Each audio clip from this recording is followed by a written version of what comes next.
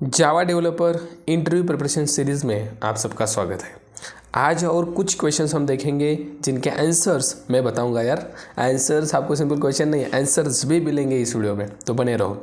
सबसे पहला क्वेश्चन जो कि है कोर जावा के ऊपर, and question is that is something called what is polymorphism. Question पूछा है इंटरव्यू में, आपको पता है? अगर पता है तो आप बता सकते हो, कमेंट सेक्शन आपके लिए खाली है, बट मैं बताऊंगा, आप सुनोगे। Okay, core Java, advance Java, spring boot के कुछ क्वेश्चंस इस वीडियो में कवर करूंगा जो कि इंटरव्यू में पूछे है गाइस। और मैंने पिछला वीडियो बनाया था, उसमें क्वेश्चंस मैंने सिंपल क्वेश्चन बोले थे। आपको अगर आंसर चाहिए, आपने कमेंट किया था, तो वो आंसर आपको मैं यहाँ पे दे रहा हूँ। ठीक है, तो पॉलीमॉर्फिज्म का आंसर कैसे होना चाहिए एंड क्या क्या चीज़ें हम बता सकते हो, see that.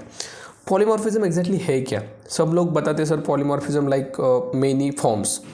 Yes, it's correct, पर स्टार्टिंग अगर आप यहाँ से करोगे तो थोड़ा सा इम्पैक्ट अलग पड़ सकता है। बट स्टार्टिंग अगर आप करोगे like that, polymorphism is like a process of providing multiple implementation to a function or to a method to perform some operation, right? Method का यूज़ क्यों करते हैं हम? मेथड को मल्टीपल इम्प्लीमेंटेशन क्यों देते हैं? To perform some operations. But एक चीज़ अंडरस्टैंड करना, on the basis of parameter type. Method को मल्टीपल इम्प्लीमेंटेशन दे दो मेथड के पैरामीटर के बेस पर। सो डेफिनेशन कैसे बता सकते हो? Polymorphism is the process of providing multiple implementation to a method to perform operation on the basis of parameter type. इस तरीके से बताओ, थोड़ा सा अच्छा लगेगा यार। मेथड को मल्टीपल इम्प्लीमेंटेशन देना है, लाइक लॉगिन नाम का मेथड है, एक और बार लॉगिन लिया, तीसरी बार लॉगिन लिया, अलग अलग तरीके से इंप्लीमेंट कर रहे हैं but different parameter list. Are you getting my point? इससे कहते हैं पॉलीमॉर्फिज्म। ओके, देन और कुछ चीज़ें बता सकते हैं हम। Polymorphism having two types of polymorphism in Java, that is run time polymorphism, compile time polymorphism. Compile time is nothing but it's a method overloading. Runtime it's nothing but it's a method overriding. Simple तरीके से बता रहा है। Compile time polymorphism handle bye compiler, run time polymorphism handle bye JVM. Pretty simple. Okay, compile time को ही बोला जाता है static polymorphism, run time को बोला जाता है dynamic polymorphism. Okay, compile time polymorphism को बोला जाता है early binding and run time को बोला जाता है लेट बाइंडिंग। ये सारे सिनोनिम्स है, सारे सिनोनिम्स। कुछ भी पूछा जा सकता है तो आपको ये सारी चीज़ें बतानी है। ओके, देन देखो पॉलीमॉर्फिज्म इतना बताया, इट्स इनफ। अगर उसने पूछा व्हाट इज मेथड ओवरलोडिंग, फिर आगे बताना है। Okay, if the class having two or more methods with the same name but different parameter list is called method overloading, ऐसे बताना है। ओके, उसने पूछा व्हाट इज मेथड ओवरराइडिंग, फिर बताना है redefine parent class methods in child class is known as method overriding. Very simple, इतनी simple चीज़ें गाइस, बट क्यों मुझे पता नहीं, स्टूडेंट्स डरते हैं आंसर देने के लिए। बहुत सिंपल चीज़ है, राइट? तो नेक्स्ट क्वेश्चन में कवर करूँगा। जो आपने देखा होगा what is @bean annotation and @component annotation, जो स्प्रिंग बूट का पार्ट है, स्प्रिंग का पार्ट है।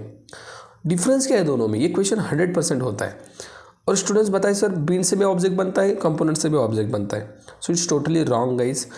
@Component annotation is use to create a bean in IOC container. Yes, @component दिया क्लास के ऊपर and it's a class level annotation. When we put on top of the class, that particular class object will be created in the IOC container. Yes, I agree. But when we write @bean is a method level annotation. It is not going to create object.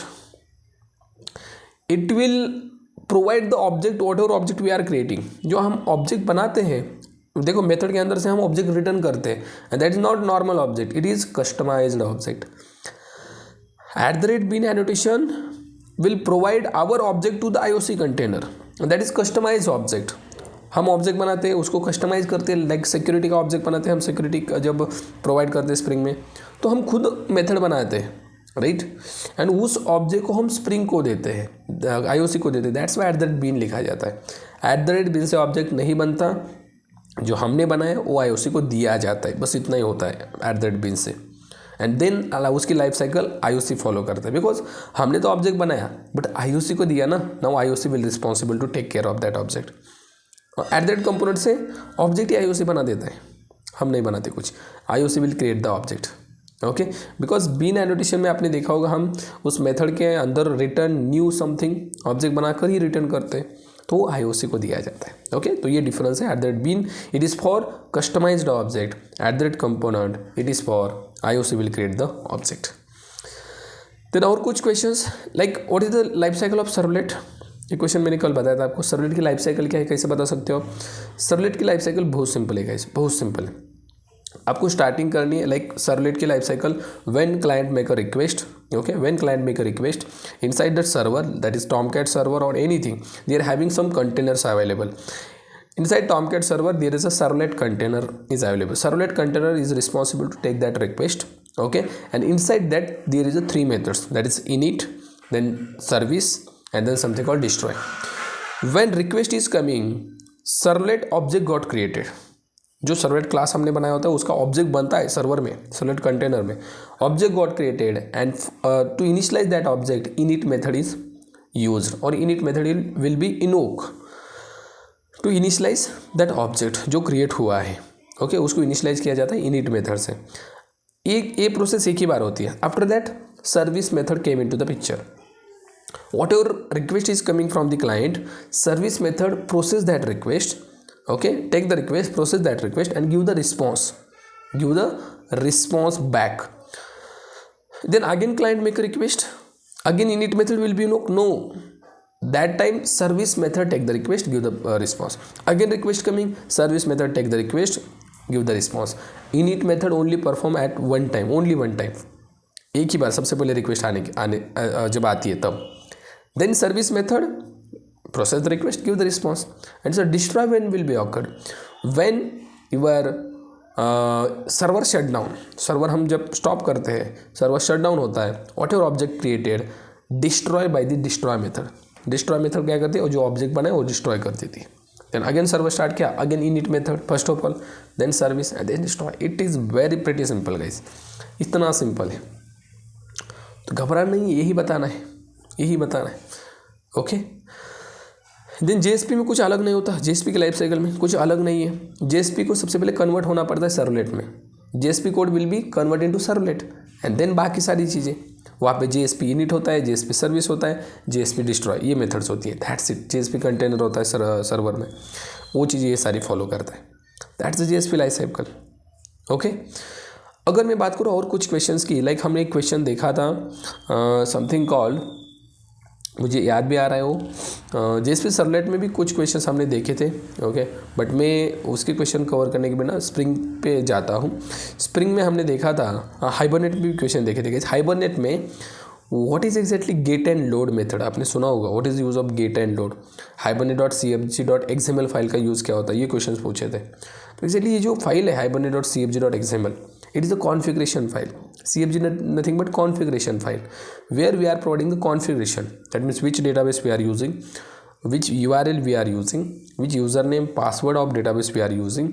Then Hibernate, how Hibernate to create the automatic table. For that we are provide some properties. Hibernate.ddl.add2, right? That property we are providing. Then mapping class we are providing in the hibernate.cfg.xml file. So it is very important file, and it will read by configuration class method configure. configuration class है hibernate में, उसकी एक method है configure. it will read that cfg file. Okay, and इससे हमारा hibernate का और हमारे MySQL का कनेक्शन बनता है, एंड देन डेटा वहाँ पे प्रोसेस होता है. ओके, तो ये चीज़ें गाइस बहुत इंपॉर्टेंट है. अगर आपको ऐसे ही आंसर चाहिए मेरे से, तो आप मुझे कमेंट सेक्शन बताएं. Sir please provide answers of all the questions which are present in core Java, advance Java, spring boot. I will definitely hear. Okay, चलो, तो इस वीडियो को मेरा क्या टारगेट है, 100 लाइक्स प्लीज़ कंप्लीट करो, ताकि मुझे मोटिवेशन मिले और वीडियोस क्रिएट करने के लिए. एंड इस वीडियो को शेयर भी करो, एंड लाइक करना तो भूलना ही नहीं, एंड कमेंट भी करो. Next part. Thank you so much.